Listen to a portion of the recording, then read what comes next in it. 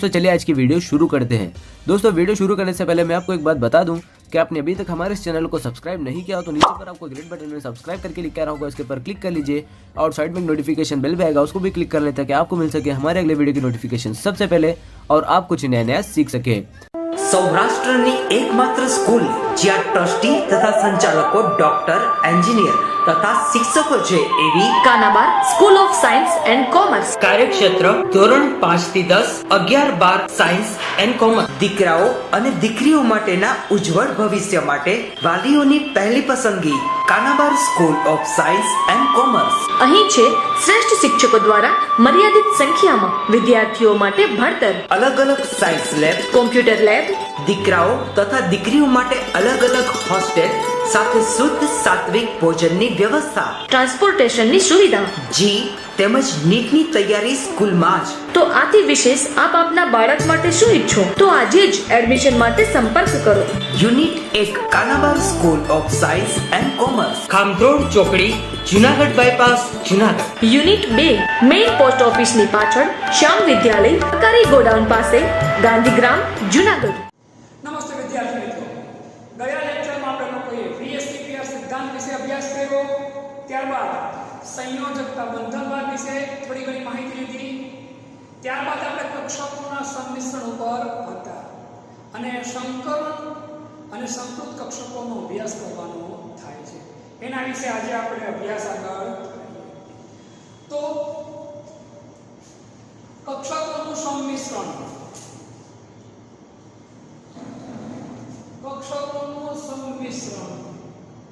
અને સંકલન।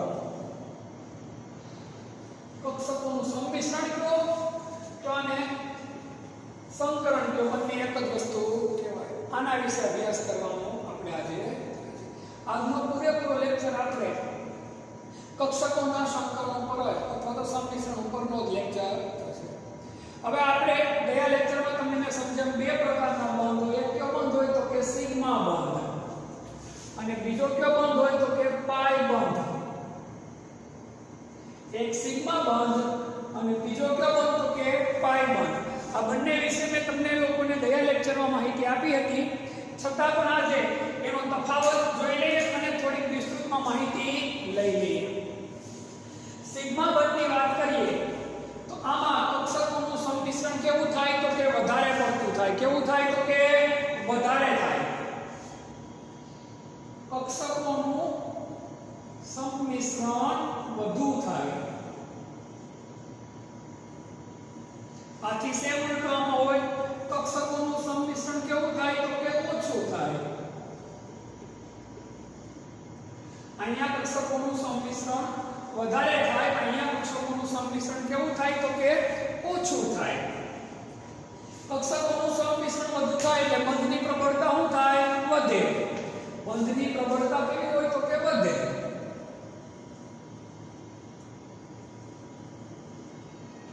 સિગ્મા બંધની પ્રબળતા વધુ હોય કોની સાપેક્ષમાં? પાઈ બંધની સાપેક્ષમાં। પાઈ બંધની પ્રબળતા કેવી હોય તો કે ઓછી હોય। કેવી હોય તો કે ભાઈ ઓછી હોય। આમાં કક્ષકોનું જોડાણ આંતરકેન્દ્રીય અક્ષ ઉપર થાય। કેમાં થાય? આંતરકેન્દ્રીય અક્ષ ઉપર। આંતરકેન્દ્રીય અક્ષ ઉપર કક્ષકોનું સંમિશ્રણ થાય એટલે કે જોડાણ થાય। અહીંયા કક્ષકોનું જોડાણ આંતરકેન્દ્રીય અક્ષ ઉપર થતું નથી, પરંતુ એમાં કેવું થાય તો કે અક્ષને સમાંતર અને લંબ દિશામાં થાય। કેમાં થાય તો કે લંબ દિશામાં। આંતરકેન્દ્રીય અક્ષને સમાંતર અને લંબ દિશામાં કક્ષકોનું સંમિશ્રણ એટલે કે જોડાણ થાય। હવે સિંગલ બંધ હંમેશા કેવો બંધ હોય? સિગ્મા બંધ। ગયા લેક્ચરમાં આ બધી માહિતી આપેલી હતી। સિંગલ બંધ એટલે કે એકલ બંધ હોય હંમેશા કયો બંધ હોય? સિગ્મા બંધ જ હોય। ડબલ બાંધ હોય તો એક સિગ્મા બાંધ અને બીજો પાઈ બાંધ આમાં અને જો ટ્રિપલ બાંધ હોય તો એક સિગ્મા બાંધ અને બે પાઈ બાંધ હોય. મેં ગયા લેક્ચરમાં તમને આ વસ્તુ સમજાવી. સિંગલ બાંધ હોય તો કયો બાંધ હોય? સિગ્મા. ડબલ હોય તો એક પાઈ એક સિગ્મા. ટ્રિપલ બાંધ હોય તો આ સિગ્મા આ બંને કેવા તો કે આ ખાસ સૌથી પહેલો કયો બાંધ તૂટે તો કે ટ્રિપલ બાંધ હોય તો પહેલા પાઈ બાંધ તૂટે, પછી પાછો પાઈ તૂટે, સૌથી છેલ્લે કયો બાંધ તૂટે? સિગ્મા બાંધ. આ ખાસ યાદ રાખજો. ટ્રિપલ હોય તો પછી કયો બાંધ બને? ડબલ. અને ડબલ એ તૂટીને પછી કયો બાંધ બને? સિંગલ. સિંગલ તૂટે એટલે સિગ્મા બાંધ તૂટે. ડબલ બાંધ સૌથી પહેલો કયો બાંધ તૂટશે? પાઈ. અને પછી છેલ્લે કયો બાંધ તૂટે? સિગ્મા બાંધ તૂટે. આ સમજણ માટેની વસ્તુ છે આપણી. એટલે સૌથી વધુ મજબૂતાઈ કયા બંધની હોય તો કે ભાઈ સિગ્મા બંધની મજબૂતાઈ સૌથી વધારે હોય છે. તો આ સિગ્મા બંધ અને પાઈ બંધ શું છે તેની મેં તમને માહિતી આપી. આ માહિતીને તમે સ્ક્રીનશોટ તમે લોકો લઈ લો. પછી આપણે સિગ્મા બંધના આધારે સંમિશ્રણના પ્રકારો સમજવાના છે. કોના આધારે તો કે ભાઈ સિગ્મા બંધના આધારે સંમિશ્રણના પ્રકારો.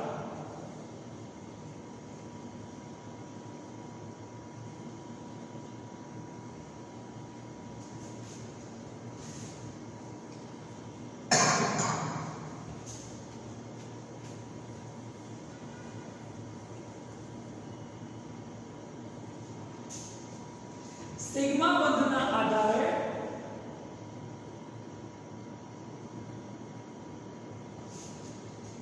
સંમિશ્રણના પ્રકારો. કયા બંધના આધારે તો કે સિગ્મા બંધના આધારે. પહેલો પ્રકાર થશે SS મિશ્રણ. SS સંમિશ્રણ. તો નામ પ્રમાણે જ આનું કામ. બંને પરમાણુની કઈ કક્ષકો તો કે S કક્ષકો. બે અર્ધપૂર્ણ S કક્ષકોનું આંતરકેન્દ્રીય અક્ષ પર. મેં તમને કીધું સિગ્મા બંધ હંમેશા કોની ઉપર હોય તો કે આંતરકેન્દ્રીય અક્ષ ઉપર હોય. બે અર્ધપૂર્ણ S કક્ષકોનું આંતરકેન્દ્રીય અક્ષ પર. બે અર્ધપૂર્ણ S કક્ષકોનું આંતરકેન્દ્રીય અક્ષ પર સંમિશ્રણ થાય તેને શું કહેવાય? SS સંમિશ્રણ તરીકે ઓળખવામાં આવે છે. આપણે કહ્યું S કક્ષકનો આકાર કેવો છે તો કે ગોળાકાર.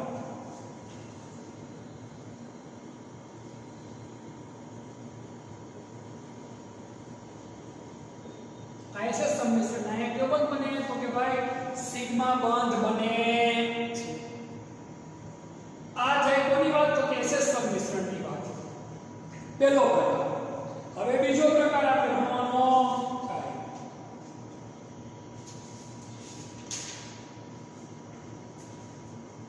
આને S કક્ષક, આને શું લખાય? S કક્ષક.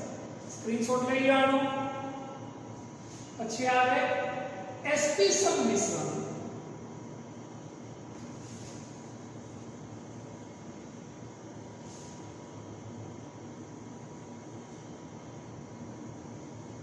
એક અર્ધપૂર્ણ S કક્ષક અને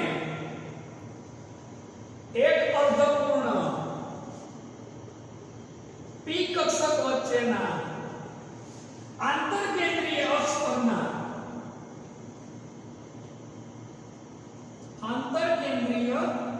અક્ષ પરના સંમિશ્રણને શું કહેવાય? SP સંમિશ્રણ કહે છે. શું કહેવાય? SP સંમિશ્રણ તરીકે ઓળખવામાં આવે છે. પી કક્ષકનો આકાર કેવો હોય મેં તમને અગાઉ કીધું છે ડમ્બેલ આકાર.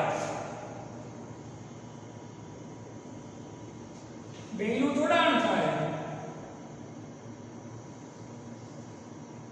અને શું કહેવાય sp સંમિશ્રણ. કયો બંધ બને જોડાણ થાય અહીંયા સિગ્મા બંધ. કયો બંધ બને સિગ્મા બંધ. ઉતરે છે મગજમાં ભાઈ બધી વસ્તુ આ. તો આ શું થયું sp સંમિશ્રણ. કયું sp સંમિશ્રણ. હવે સિગ્મા બંધના આધારે ત્રીજો પ્રકાર સ્ક્રીનશોટ લઈ લેજો આનો pp સંમિશ્રણ. કયું સંમિશ્રણ તો કે ભાઈ pp સંમિશ્રણ.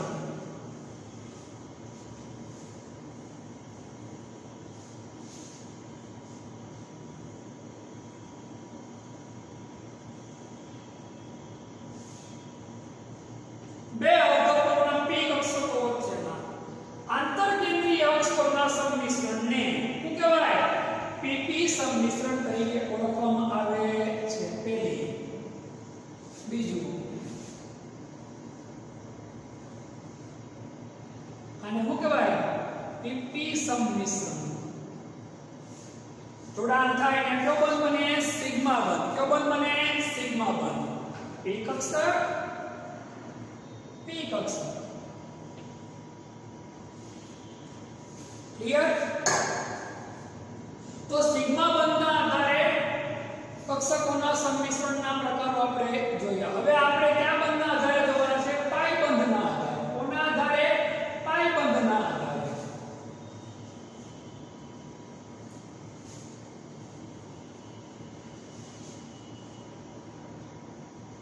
હવે પાઈ બંધના આધારે સંમિશ્રણના પ્રકાર માત્ર એક જ છે.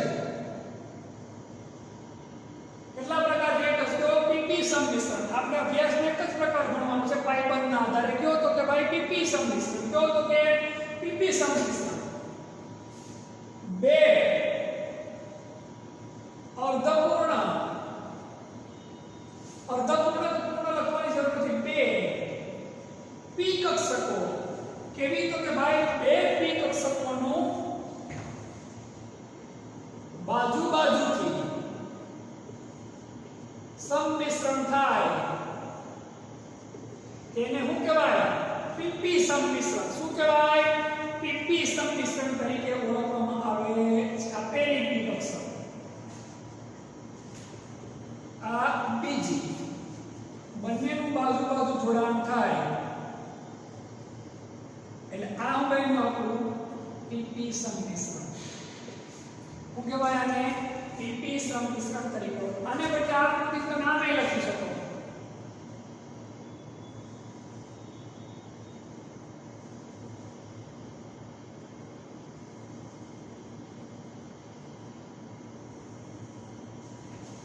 આ રીતની પણ તમે આકૃતિને બનાવી શકો. આકૃતિનું આપણા માટે કશું મહત્વ નથી. ખાલી સંકરણના અથવા સંમિશ્રણના પ્રકારો જ આપણે જોવાના છે અત્યારે. હવે આપણો અગત્યનો ટોપિક ચાલુ થાય છે સંકરણ. હવે આપણો ખૂબ જ અગત્યનો ટોપિક ચાલુ થાય છે આપણો સંકરણનો. કોનો તો કે ભાઈ સંકરણનો.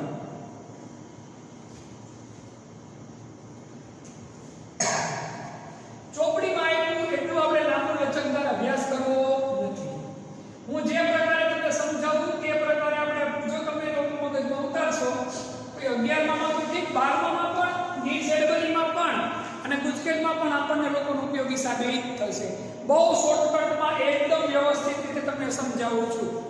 કારણ કે નીટ ZEE કે 12મા ધોરણની અંદર જે પ્રકારની માહિતી આવશે એ મુજબનું જ આખે આખો ટોપિક લઈએ એટલે પ્રશ્ન ઊભો થાય નહીં. સંકરણ.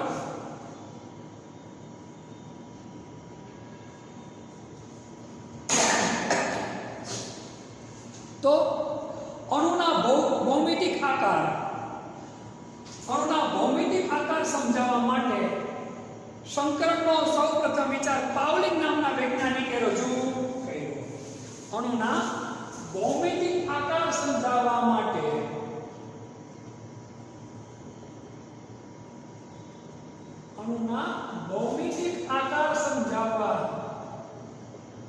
પાવલિંગે સૌપ્રથમ સંકરણનો વિચાર રજૂ કર્યો. કોણે? તો કેશવજીને. સંકરણ એટલે શું? તો કે ભાઈ નજીક નજીક રહેલી બે કક્ષકો. આની વ્યાખ્યા જોઈએ આપણે.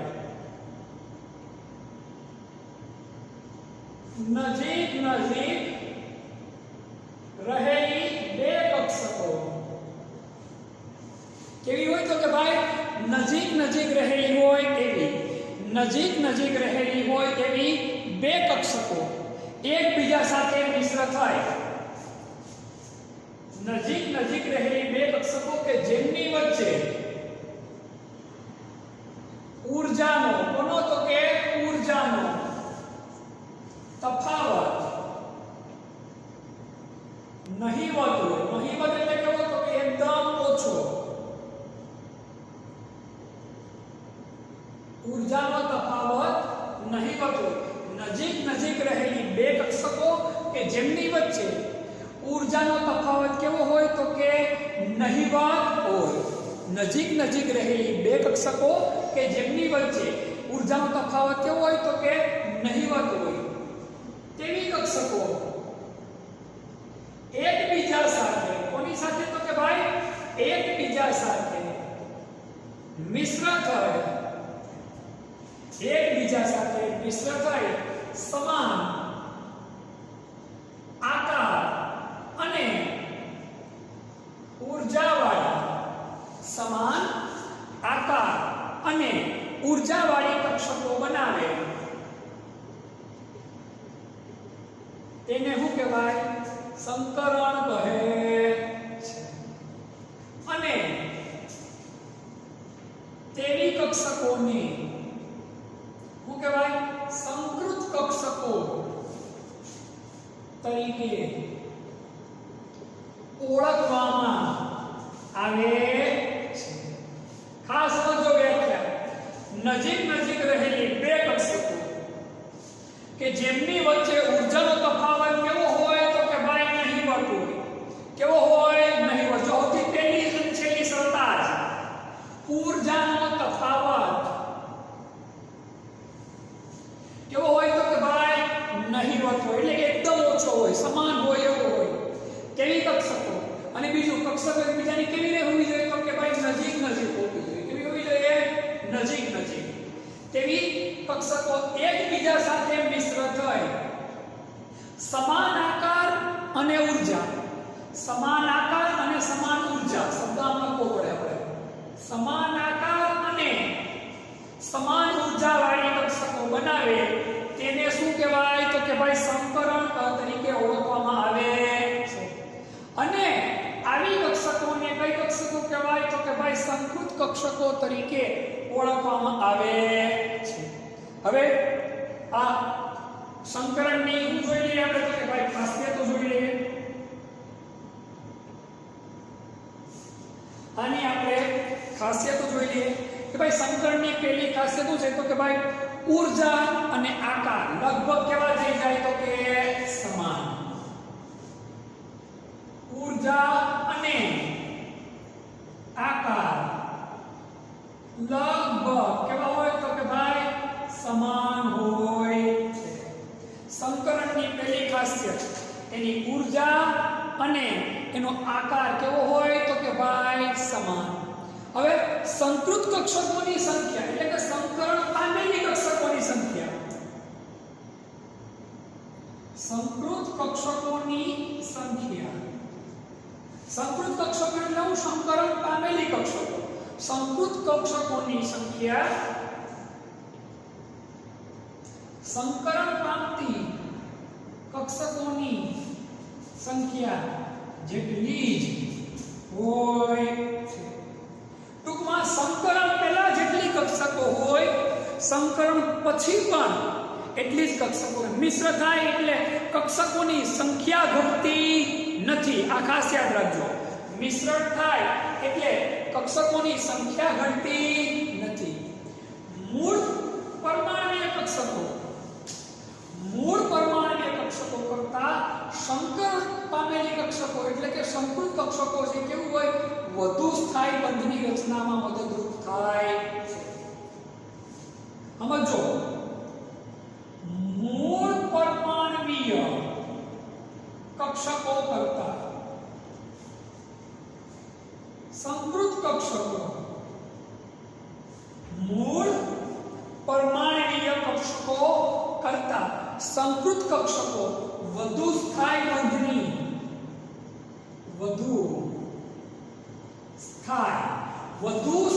બંધની રચનામાં મહત્વની ભૂમિકા ભજવે અથવા તો વધુ અસરકારક મહત્વની ભૂમિકા ભજવે અથવા તો વધુ અસરકારક હોય. આ ખાસ વાત યાદ રાખજો. આની ત્રણ ખાસિયતો. પહેલી, ઊર્જા અને આકાર લગભગ કેવા હોય તો કે ભાઈ સમાન.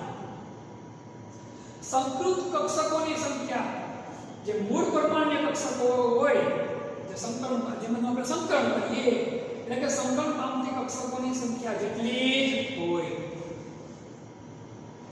મૂળ પરમાણ્વીય કક્ષકો કરતા સંકૃત કક્ષકો વધુ સ્થાયી બંધની રચનામાં મહત્વની ભૂમિકા ભજવે, એટલે કે વધુ અસરકારક રીતે કામ કરે છે. હવે મોસ્ટ અગત્યનો પોઈન્ટ સંકરણના પ્રકારો. ચોપડીમાં આપ્યા એ મુજબ લાંબા પ્રકારો આપણે ભણવા નથી, એ મુજબ આપણે ઉદાહરણોના વધારે અભ્યાસ કરવા નથી. બહુ શોર્ટકટમાં અને સહેલાઈથી આપણને યાદ રહી જાય તેવી રીતે આપણે સમજવાનો આપણે પૂરેપૂરો પ્રયત્ન. સંકરણના પ્રકારો.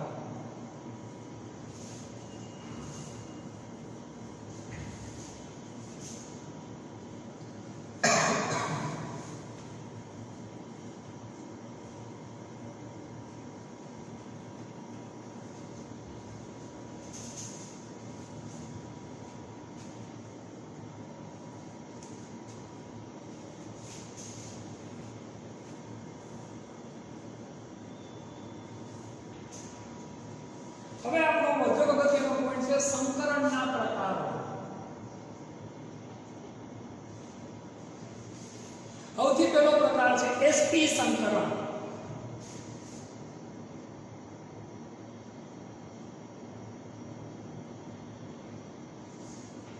એસપી સંકરણ. ક્યુ સંકરણ તો કે એસપી સંકરણ. એક એસ અને એક પી કક્ષક. આમાં શું હોય તો કે એક એસ કક્ષક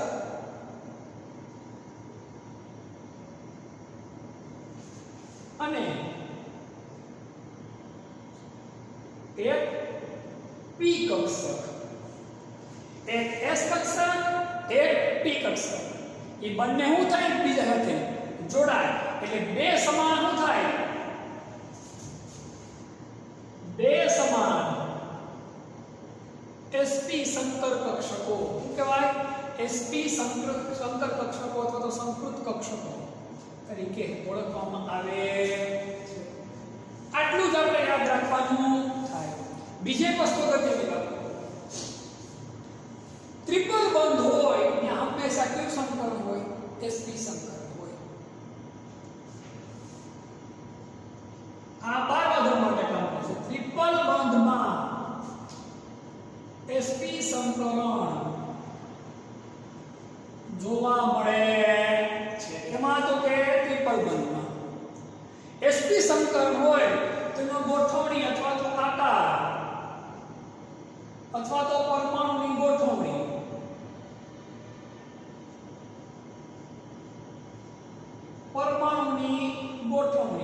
કેવી હોય તો કે રેખીય. કેવી હોય? રેખીય. ખૂણો કેટલો હોય? 180 ડિગ્રીનો.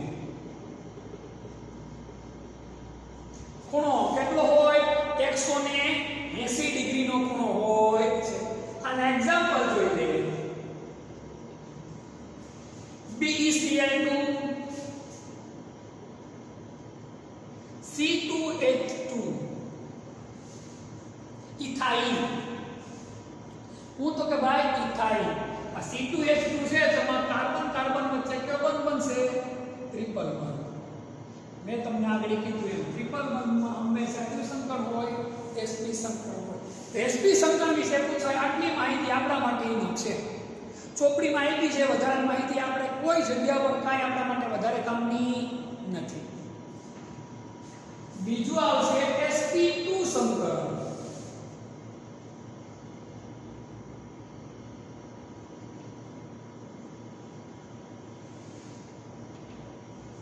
sp2 સંકરણ એક s કક્ષક વત્તા 2 p કક્ષક એમ કેટલી થાય? 3 સમાન. કેટલી થઈ તો કે ભાઈ 3 સમાન sp2 સંકર કક્ષકો. 3 સમાન sp2 સંકર કક્ષકો. આના માટેની ખાસિયત ડબલ બંધમાં sp2 સંકરણ જોવા મળે. ક્યાં તો કે ભાઈ ડબલ બંધમાં. આનો આપણે શું જોઈએ તો કે આકાર અથવા કહું તો કે ભાઈ પરમાણુની ગોઠવણી. તો કે ભાઈ આમાં સમતલીય ત્રિકોણાકાર. કેવો આકાર બનશે તો કે ભાઈ સમતલીય ત્રિકોણાકાર. આકાર કેવો બને તો કે ભાઈ સમતલીય ત્રિકોણાકાર. ખૂણો કેટલો બનશે તો કે ભાઈ 120 ડિગ્રીનો. કેટલો બને તો કે ભાઈ 120 ડિગ્રીનો ખૂણો બને છે. આના એક્ઝામ્પલ જોઈએ આપણે તો BCl3 C2H4. જો C2H4 એટલે કોણ તો કે ભાઈ ઇથિન. કોણ? ઇથિન.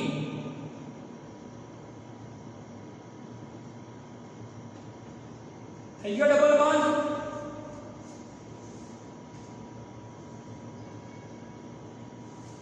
ત્રીજો આવશે પ્રકાર sp3 સંકરણ. આનામાં એક s કક્ષક વત્તા 3 કઈ કક્ષક? p કક્ષક. 4 સમાન sp3 સંકર કક્ષકો. કેટલી તો કે ભાઈ 4 સમાન sp3 સંકર કક્ષકો. આની ગોઠવણી કેવી થશે તો કે સમચતુષ્ફલકીય.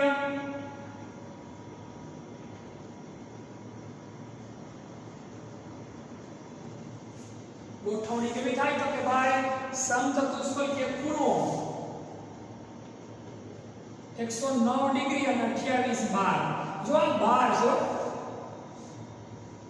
60 બાર એટલે 1 ડિગ્રી વધી જાય. આ 12 આને બદલે તમે આમે લખો તમે 109.5 ડિગ્રી તોય ખોટું પડે નહીં. આના એક્ઝામ્પલ આપણે જોઈએ CH4 C2H6. ત્યાંના શું છે તો કે ભાઈ એક્ઝામ્પલ. આ સિવાય NH3 H2O એ બધા આના શું છે તો કે એક્ઝામ્પલ. હવે મગજમાં પ્રશ્ન ઊભો થવો જોઈએ તમને કે દીપક સર NH3 માં અને H2O માં ખૂણો 109.5 ડિગ્રીનો થતો નથી. શું કામ નથી થતો એ જોઈએ આપણે. NH3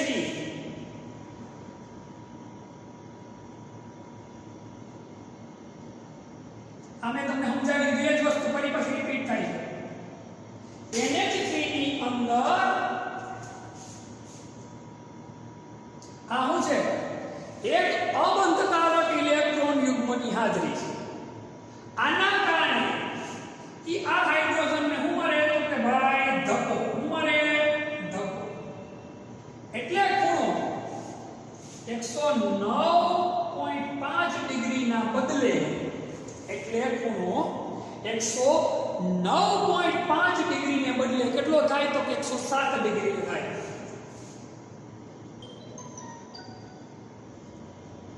શું કામ? કારણ કે એક અબંધકારક ઇલેક્ટ્રોન યુગ્મ હોવાથી. આ વસ્તુ મેં તમને ભણાવી દીધી એટલે રિપીટ કરાવતો અત્યારે વધારે નથી. એક્ઝામ્પલ બીજું આપણે બોલું તો કે પાણીનું.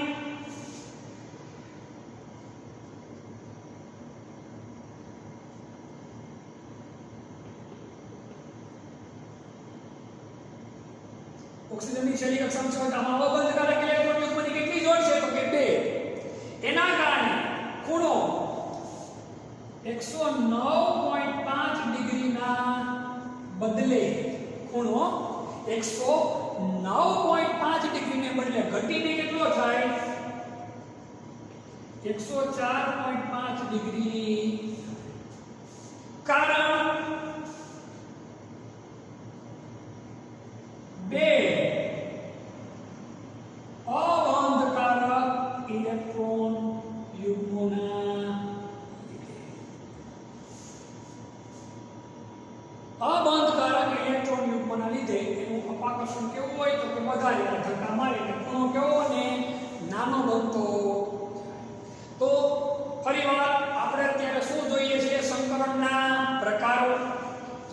પહેલો પ્રકાર જોયો. કયો પ્રકાર જોયો આપણે? ખાસ યાદ રાખવા જેવી વસ્તુ છે sp સંકરણ. એક s અને એક p કક્ષક. એટલે શું થાય? બે સમાન sp સંકર કક્ષકો. આનો આકાર કેવો હોય તો કે ભાઈ અથવા પરમાણુ ગોઠવણી કેવી હોય તો કે રેખીય. ખૂણો 180 નો બનાવો. બીજી ખાસિયત મેં તમને કીધું ટ્રિપલ બંધમાં હંમેશા કયું સંકરણ જોવા મળે? sp. આના એક્ઝામ્પલ જોયા આપણે. BeCl2 C2H2 અને C2H2 નું બંધારણ જોયું આપણે.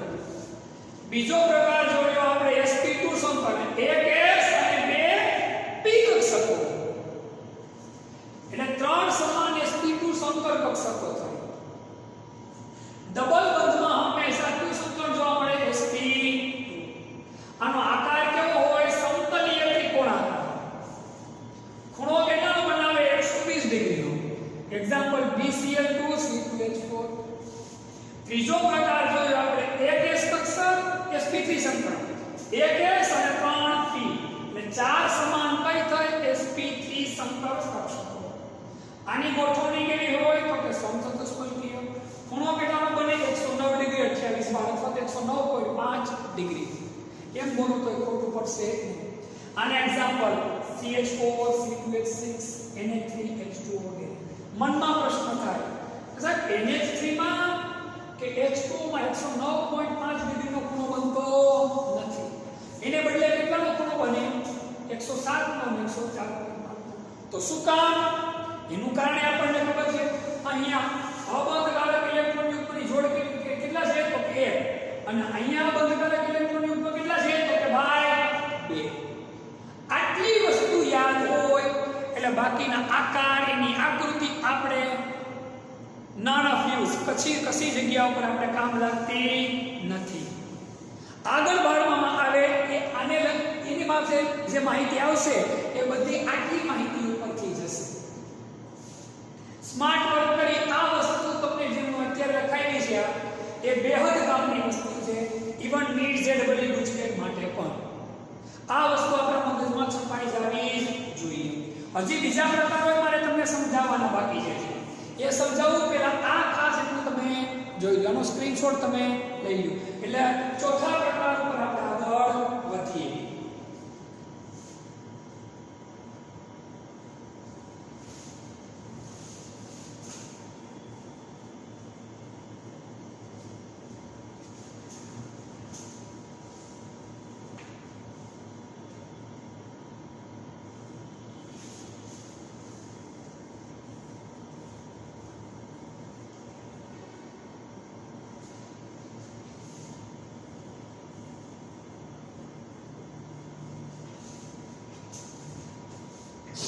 ચોથો પ્રકાર છે આપણો DSP2.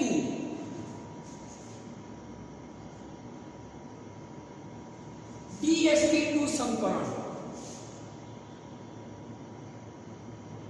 આપણે ખબર હોવી જોઈએ એક D કક્ષક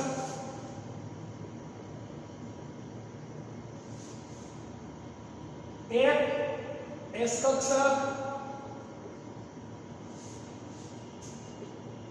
બે p કક્ષક મિશ્ર થાય એટલે કુલ કેટલી તો કે 4 DSP2 સંકૃત કક્ષકો. 4 સમાન DSP2 સંકૃત કક્ષકો બને. 4 સમાન DsP2 સંકૃત કક્ષકો બને છે. આની ગોઠવણી અથવા તો આનો આકાર કેવો હોય તો કે ભાઈ સમતલીય ચોરસ.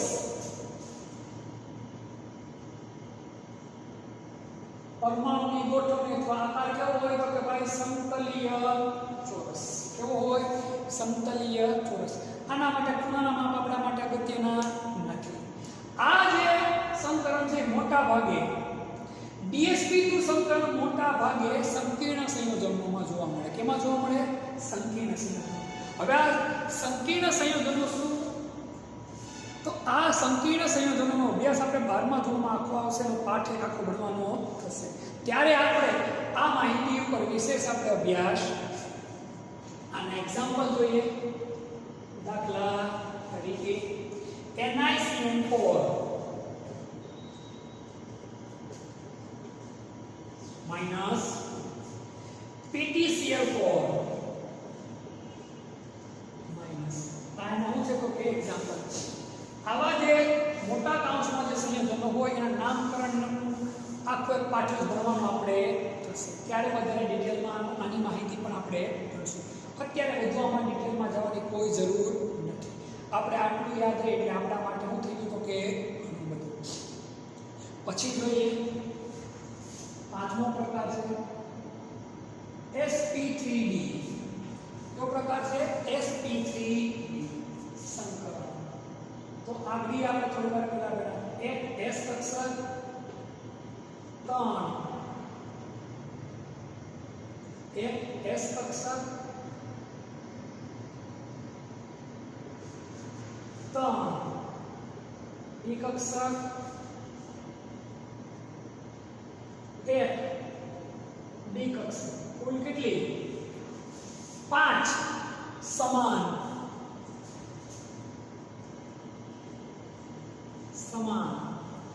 sp3d સંકૃત કક્ષકો.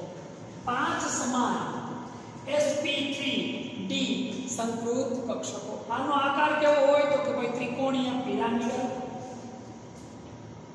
અથવા તો ગોઠવણી કેવી હોય? ત્રિકોણીય પિરામિડ. આકાર અથવા ગોઠવણી કેવી હોય તો કે ત્રિકોણીય પિરામિડ. આનો એક્ઝામ્પલ PCl5 PF5 આ બધા હું છે આના એક્ઝામ્પલ. આટલું જ યાદ રાખવાનું, વધુ ડિટેલમાં આપણે જવાની જરૂર નથી. છઠ્ઠો પ્રકાર છે આપણો sp3d2 સંકરણ. કયું તો કે ભાઈ sp3d2 સંકરણ. કયું સંકરણ તો કે ભાઈ sp3d2 સંકરણ. હવે sp3d2 સંકરણ છે તેમાં એક s કક્ષક 3 p કક્ષક અને 2 d કક્ષક. 2 ને 3 5 ને 6 સમાન. કેટલી તો કે ભાઈ 6 સમાન sp3d2 સંકૃત કક્ષકો. 6 સમાન sp3d2 સંકૃત કક્ષકો. આનો આકાર કેવો બને તો કે ભાઈ ચોરસ પિરામિડ. કેવો આકાર બને તો કે ભાઈ ચોરસ પિરામિડ. ચોરસ પિરામિડલ આકાર બને. કેવો આકાર બને આનો તો કે ભાઈ ચોરસ પિરામિડલ આકાર બને. આનું એક્ઝામ્પલ જોઈએ તો BRF5. નું એક્ઝામ્પલ આવશે તો કે ભાઈ BRF5. સાતમો અને છેલ્લો પ્રકાર.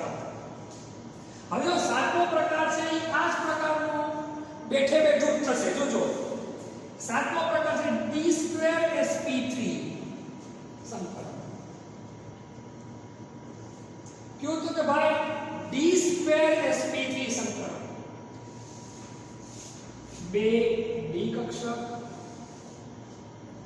1 s કક્ષક 3 p કક્ષક. આ તો જો તો ભાઈ d2sp3 સંકરણ. આનું એક્ઝામ્પલ જોઈએ. આનો આકાર કેવો બને તો કે ભાઈ અષ્ટફલકીય.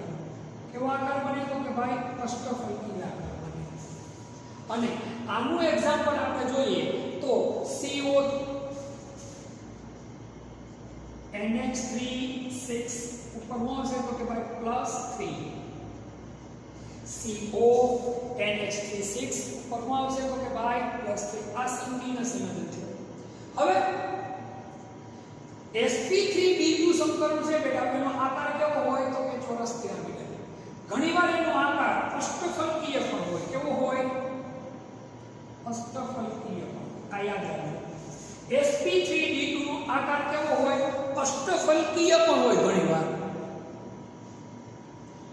તો અષ્ટફલકીય આકાર હોય તો એનું એક્ઝામ્પલ હું તો કે ભાઈ SF6. શું છે તો કે ભાઈ SF6. ખાસ યાદ રાખજો. હું તો કે SF6. બીજું એક્ઝામ્પલ તમને લોકો નાખું તો CrF6 - 3. CrF6 - 3. યાદ રાખજો, sp3b2 સંકરણના બે પ્રકારના ગોઠવણી હોય. એક કેવી ગોઠવણી હોય? ચોરસ પિરામિડ. આ એનું એક્ઝામ્પલ છે. અને એક કેવી તો કે અષ્ટફલકીય. આ એનું એક્ઝામ્પલ છે. d2sp3 માં કેટલું સંકલન થશે? અષ્ટફલકીય થશે. જો આ 7 પ્રકાર આપણને આવડતા હોય અને આના જે આટલા મેં તમને કીધું એક્ઝામ્પલ ને આટલી માહિતી તમને આવડે તો હું માનું છું કે નીટ ZEE ગુજકેટમાં કે 12મા ધોરણમાં પણ આનાથી વિશેષ એમાં કંઈ ઊંડું પૂછે નહીં. 11માં તો ઠીક, 12મા ધોરણમાં પણ આનાથી વિશેષ ઊંડાણપૂર્વક જવાની કોઈ પ્રકારની જરૂરિયાત રહેતી નથી. એટલે આ